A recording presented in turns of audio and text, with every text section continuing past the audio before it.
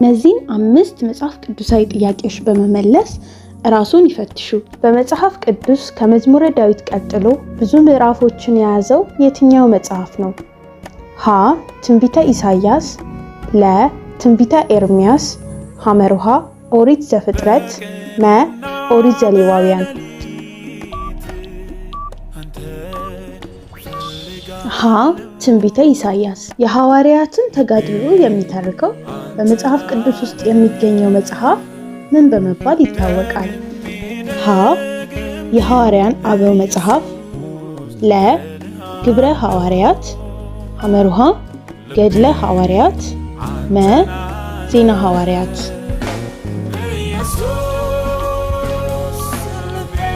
ለ. ግብረ ሐዋርያት ወይም የሐዋርያት ሥራ። ጌታ በወንጌል ይወደው የነበረው ደቀ መዝሙር ተብሎ የሚታወቀው ሐዋርያ ማን ይባላል? ሀ. ጴጥሮስ፣ ለ. ዮሐንስ ወልደ ዘብዴዎስ፣ ሐመሩሃ ያዕቆብ ወልደ ዘብዴዎስ፣ መ. ናትናኤል።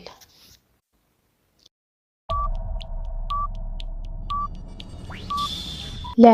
ዮሐንስ ወልደ ዘብዴዎስ። ቅዱስ ጳውሎስ በመጽሐፍ ቅዱስ ውስጥ ስንት መልእክታትን ጽፏል ተብሎ ይታመናል? ሀ. 6፣ ለ. 10፣ ሐመሩሃ 13፣ መ. 14። መ. 14። መዝሙረኛው ቅዱስ ዳዊት ንጉሥ ሳኦልን ሊገለው ቢፈልግም እርሱ ግን በተደጋጋሚ ጊዜ ቢያገኘውም ሊገለው ያልፈለገበት ዋነኛ ምክንያት ምን ነበረ? ሀ.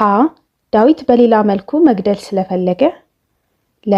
ዳዊት ለሳኦል ከነበረው ጥልቅ ፍቅር የተነሳ፣ ሐመሩሃ የሳኦል ልጅ ዮናታን አባቱን እንዳይገለው ስላስጠነቀቀው፣ መ. እግዚአብሔር በቀባው ላይ እጄን አላሳርፍም ብሎ ስለነበር።